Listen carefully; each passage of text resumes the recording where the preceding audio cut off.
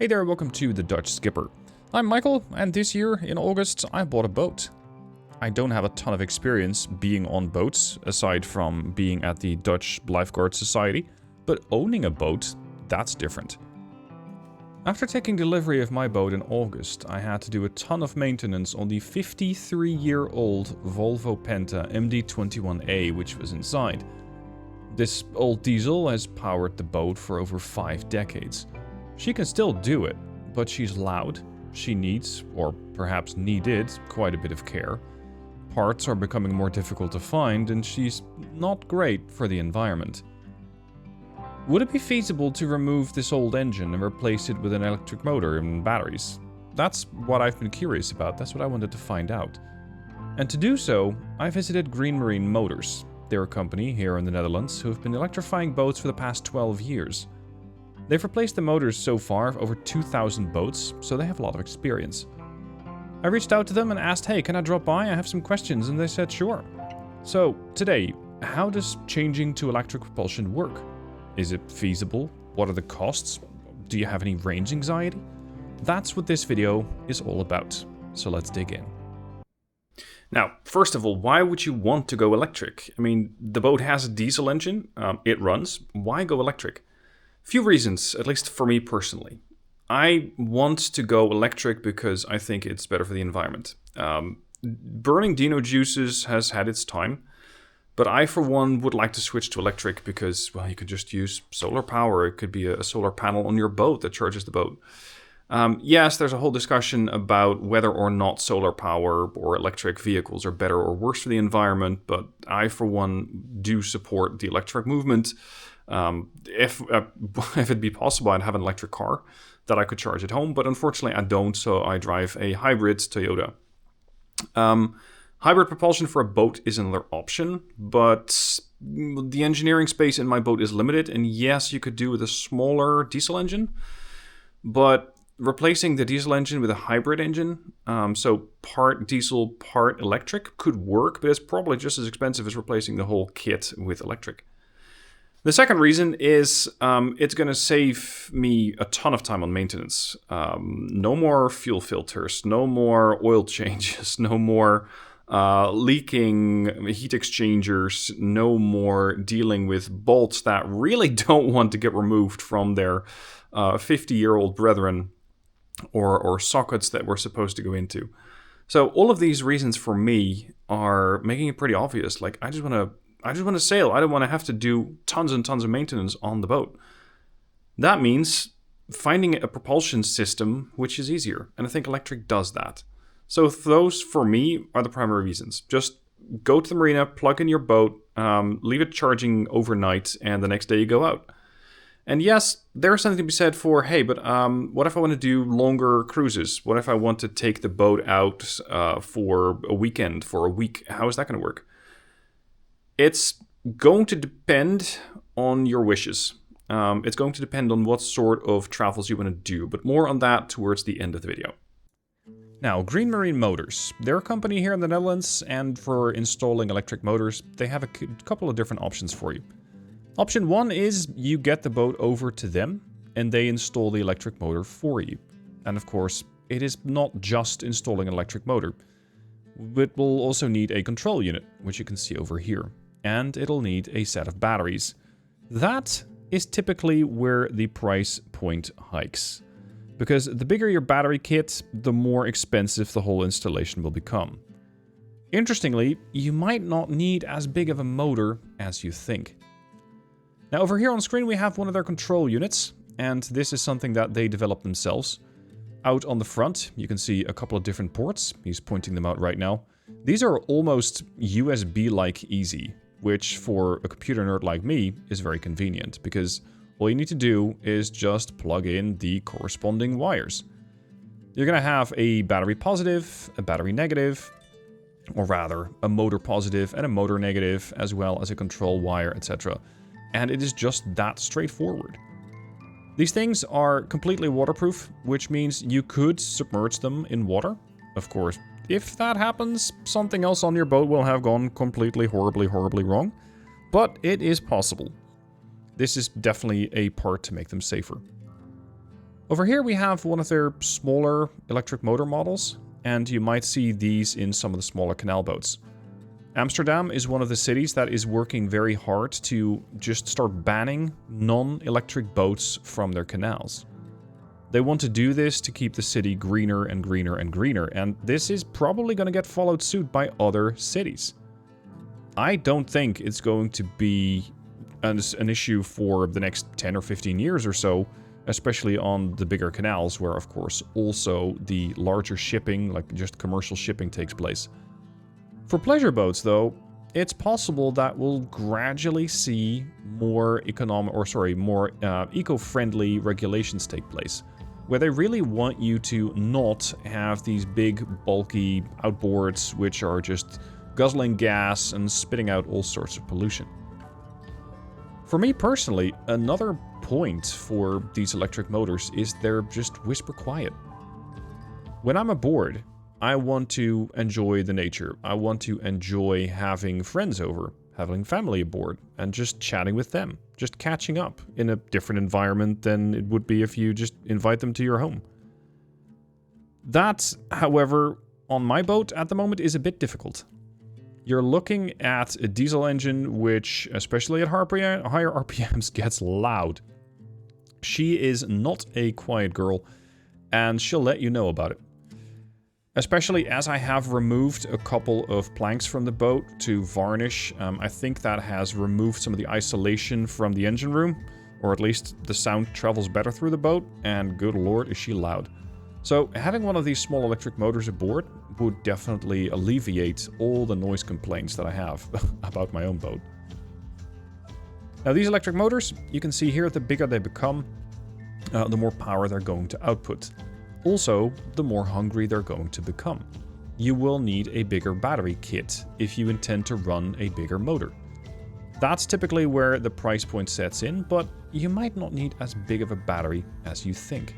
More on that towards the end, where I'm going to run through some calculations.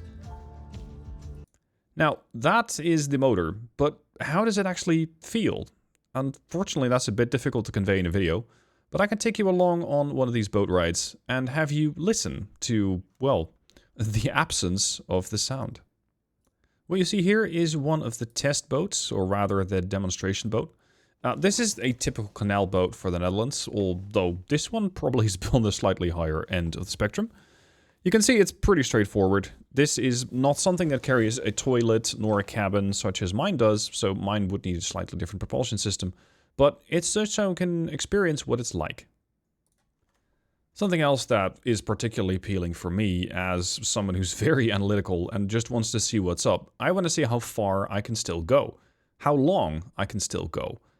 My current boat just says, well, you got about half a tank of fuel, which is just incorrect because I filled it up completely. So the meter's stuck, you know, one of those old analog things. These boats actually carry a display, and, well, a display that could be as simple as your phone, so you can save on having a full display aboard. You connect to the app, and the app connects to your boat, and the app then says, well, you got this much power, you're going this fast, and that means you got this much juice left. It is that easy. It'll also update it saying, hey, we're going to go faster now. And when we go faster, you're, of course, going to use more energy. It's just a little bit of speed increase here. It's about 2 kilometers an hour.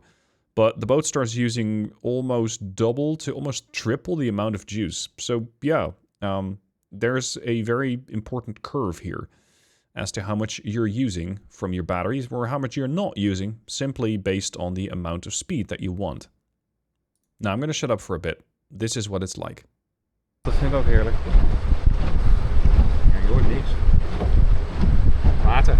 Ja. Nou, daar kom je voor. Ja. Ja.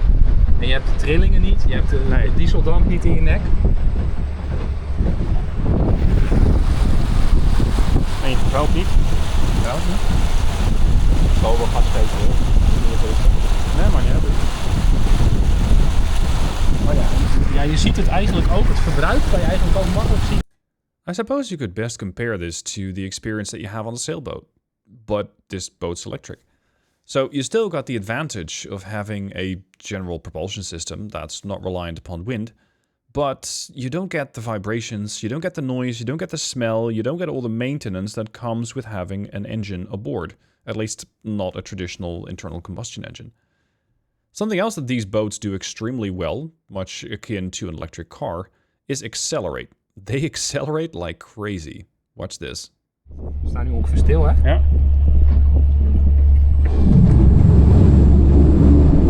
Zo. Ja. Ja. Dat is van 0 naar 21 in 2 seconden of zo. Goed. Ja, schitterend. Wacht, hè? Maar Nel zie je natuurlijk... Acceleration is fantastic, but when you're accelerating at that level of speed, you're really pushing through your battery very, very, very quickly. So beware, these sprints might be fun. Ja, hij kan het wel. Don't do Hij kan het ervaren. Another small example of how quickly this thing responds to the throttle. My diesel definitely doesn't do this, but this boat just listens to the throttle very, very well, which is very handy when you're maneuvering. One of my big learning points is still how to get back into the slip in the marina. And I talked to the owner. He said, well, you could just postpone getting a bow thruster because you might not need it.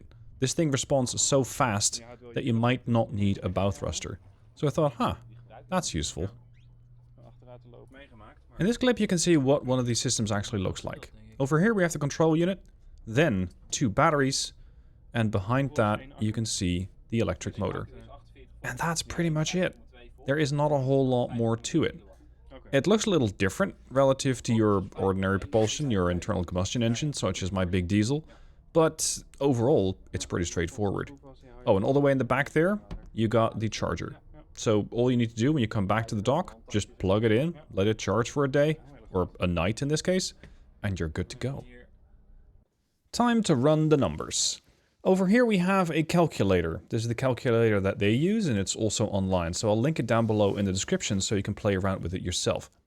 You start out with what is your waterline length. In my case, for my boat, that's about 8.2 meters. This is going to give you a cruising speed. It's also going to give you a hull speed. Ships, such as mine especially, just cannot exceed their hull speed. If your ship is a planing boat, yeah, that might be a different story.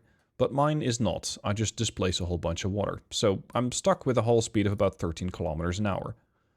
My displacement is, well, depending on how you want to calculate that, I'm going to say about 2.7 to 2.8 tons. So if I want to go cruise for about 8 hours a day at my cruising speed of 9 kilometers an hour, or about 4 or 5 knots, that would require that I have a 1.53 kilowatt engine. That's it. It doesn't have to be a whole lot bigger than that. Because the way that you look at this chart, you use very little power here. If I'm doing 4 kilometers an hour, it's 0.13 kilowatts. If I'm doing 5 kilometers, you can see it jumps to 0.3. It jumps to 0.6. Then it jumps to 0.9. Here's my cruising speed, 9 kilometers an hour, 1.53 kilowatts. If you're then going to go faster and you're going to approach hull speed, notice how much more power you need. You could, if you really want to, install something like a 15 kilowatt engine, but for me, in my boat, that would be way too big. I just don't need that level of power, nor that level of expense. But I could make the point saying, well, I don't necessarily want to be able to do 13, but I do want to have a bit more juice available, so I'm going to go for 5 kilowatts, or maybe 7.5. Of course, then you get the question, how long will you be able to go? Let's say that you want to do those cruising speed units of 9 kilometers, and if I want to cruise for 8 hours a day, and that's a lot of time, that really is a lot of time. I might do that if I'm going on vacation with the boat, ever. I mean, I haven't done that yet. But 8 hours at 9 kilometers gives you about, I'm going to say 60 kilometers of range. So about 30 to 40 miles. And typically, I'll probably just be sailing around on the lake. We might sail for an hour or two, go somewhere, relax there, just moor there, swim, read books, I don't know. And then you go back. So you might not necessarily need that. If you do want to go all this time, you're going to need a 12.2 kilowatt hour battery pack. This is going to be a very important metric because if you want to go for longer, if I want to go for 12 hours, of course, I'm going to need a bigger set of batteries. But if I have, let's say, this battery pack, and I'm going to decide, well, I don't actually want to do 9 kilometers. I'm perfectly fine doing 7. Then my expenditure of energy is actually a lot longer. So I would only use 0.94 kilowatts, typically. And that would mean that with this kit, this 18.4 kilowatt hour battery set, you could pretty much sail for 18 hours. That's a heck of a long time. Of course, there are some other factors to consider. If I leave my lake, I'm pretty much going upriver immediately. Now, let's say the river is streaming 3, 4, 5 kilometers an hour. I don't want to be doing just 7.7 minus 5, which means 2 to 3 kilometers an hour. That's not great. So I might actually want to be able to do this or even that, which means I would need, if I'm going upriver, for example, I would want a 5 kilowatt engine, as well as a slightly heftier battery pack. I might not need the full speed, but I want to have access to it in case I do need it, in case I'm going upriver. What Green Marine also said is that they have a vacation deal, so to speak, where, let's say you normally don't actually cruise for that long. Normally you cruise for this amount of time, and you have just 2 batteries. So let's say you're going to have 2 batteries of, I don't know, 5 kilowatts each. So a total pack of 10 kilowatts. And this, I think, would be sufficient. Then you say, hey, Green Marine, I actually want to go on a longer trip. And they say, fine, you can borrow a battery. And that's fantastic, because the batteries are typically the most expensive part of the whole setup. You can use this battery for the vacation, and you can hand it back. Now, I don't know all the requirements, I don't know all the regulations, all the terms and conditions that they have there, but I think that's a very nice deal to have. Because it means you don't have to buy an enormous setup. You can just go with a smaller battery as your day-to-day kit. I mean, this might work for, I don't know, 30 out of 50 weeks a year. If you want to have a bit more safety, you can say, well, I actually want to be able to do that. And if I want to go on vacation, I might want to have enough for 12 hours. If you haven't already clicked on the link in the description, let's see what this would look like for a bigger boat, like a Princess 415. This is a 12-meter boat, so let's set that to 12.2 meters. I think she has an unknown displacement, but what I was able to find is that she has a displacement of about 11 tons.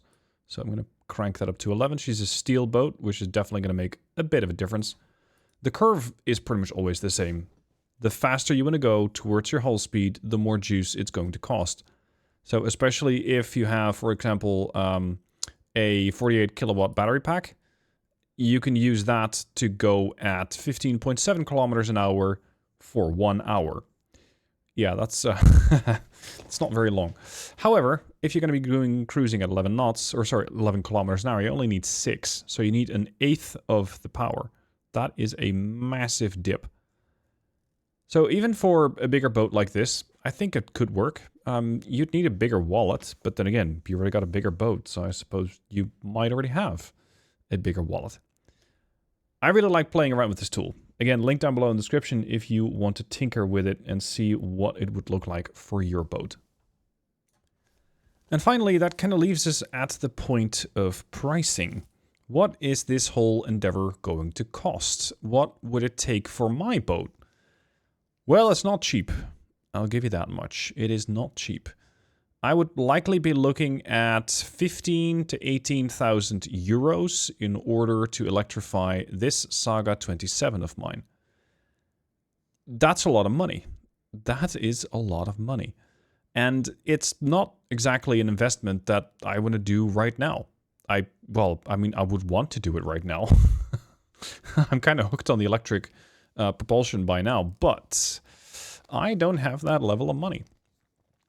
If you're looking at it from a comparison point, what would, for example, a better diesel engine cost? It would probably cost somewhere in the region of about 10 to 12,000 euros, and that is including dismounting the old engine and installing the new one. That might not yet include a gearbox, because I'm not sure if the current gearbox would still be compatible with the new engine. So that is potentially yet another cost. Looking at it from a year-to-year perspective, I am currently looking at, for example, for fuel, I think this boat uses about 3 to 4 liters of fuel an hour, depending on how fast you go. This means that at my speed, or rather, let's say per hour, I'm using 3 to 4 liters. I'm using HVO 100, which is clean diesel, and that costs about 2.1 euros per liter. So let's say I'm burning about 6 to 8 euros an hour. I think if you're going to be sailing around for 1 hour using electric power, and I'm going to assume that I need my cruise speed for that. So let's say I'm going to go back to the calculator tool. I would need a little bit of power for that, but not much. I have a cruising speed of 9 knots, 1.6 kilowatts. What is the price of 1 kilowatt? About 50 cents? 50, 60 cents, give or take. So you're massively going to be saving on fuel, which, especially if you're going to be using the boat more, would make it very appealing to do this if you're going to be using the boat a lot. If you're using the boat a little, then that return on investment, so to speak, is going to be far longer. Something else, though, that you could take into account, and it's definitely something I'm keeping in the back of my head, I would not need to do loads of maintenance on the boat. I would not need to do loads of maintenance time on the engine. I would not need to take parts of the thing apart in order to get to that one gasket or that one manifold that's leaking. So that is worth a lot of time. How much your time is worth to you is entirely up to you. It might be 10 euros an hour, it might be 100, it might be 1,000. I, for one, very much appreciate just, sailing the boat, being out on the water. I, so far, have been doing a lot of maintenance, especially maintenance which was supposed to be done, but never got done. So I'm cleaning up after the previous boat owner. That is taking time, and that is taking precious time that I definitely would have been ideally spending out on the water. So that, too, is a definite concern for me. As for going on longer trips, if I'm going on a vacation, I would probably be sailing about 5 to 6, maybe 7 hours a day, and then I'd have to go into another marina. And that's where this could be a bit of a detriment. If you're going to be going on, let's say, a more naturey cruise, which in the Netherlands is possible but less plausible, normally you just go to a marina and, connect there. That would work. I could just park the boat at the marina, hook it up there, charge it overnight, and go back out the next morning. That is a bit more difficult if you're out in nature. Now, the guy over at Green Marine did say if you have a solar panel on the boat, what you could do, and of course this does not go for longer vacations, you could leave it charging for a whole week. So let's say you're done sailing on Sunday, you put the boat in the marina, that solar panel charges the batteries for the electric propulsion, and next Saturday, so 5 or 6 days later, the boat is fully charged and ready to go. That means you don't even have to start spending time charging. Works great if you're using it, let's say, 1 or 2 days a weekend. Does not work if you're out in nature, because the boat can charge overnight at a marina, but unfortunately the sun doesn't work overnight, so it's not like you can overnight charge the boat. That is a concern. Same for the amount of power that I might be using if I'm traveling upriver. I might not necessarily have enough juice in order to get as far as I'd like. Whereas a diesel engine is going to go farther. At least the diesel engine will. But will the crew? Because there are times when I'm on the boat and I'm happy to turn the engine off and I'm finally going, I'm done with the noise. That is something that a diesel engine, has as the advantage and the disadvantage. Yes, it can go farther, but at the cost of noise. You could, of course, spend a bunch of money insulating more of the engine, making sure it doesn't make as much noise, but that too would cost money. So all of these factors, there's a lot of back and forth. There's a lot of, I could do this, or maybe I should do that. For now, I am not going to go electric. If I had the money, I probably would, but unfortunately, I'm not quite there yet. So I'll have to start saving up for that. And in the meanwhile, well, I still have plenty to do on the boats. That'll keep me busy for a while, as well as spending for a while. Now, that is this overview for electric sailing. Let me know what your thoughts are below. Is this something that you have ever considered, or perhaps you've already done it? If so, what's your experience been? Do you like running an electric boat, or would you actually not go with an electric boat again if you had the choice? I'm very much looking forward to hearing from you, so please leave me a comment letting me know what you think, what your expectations are, potentially for what the market's going to do. There's a lot to be discussed about this. I'm probably going to be looking into it again in the future, if not, tomorrow, because this is something on my mind and I'll probably keep looking into it. But let me know down below and let's have a discussion. To close off, big thank you to Green Marine for having me over, answering a ton of questions that I had. If I'm going to be looking into this further, I'll definitely consider them and I'll probably partner with them on this. So thank you, Green Marine, for having me over and indulging me with all the questions and time. Thank you for watching, hope you've enjoyed, and I'll see you soon for more videos.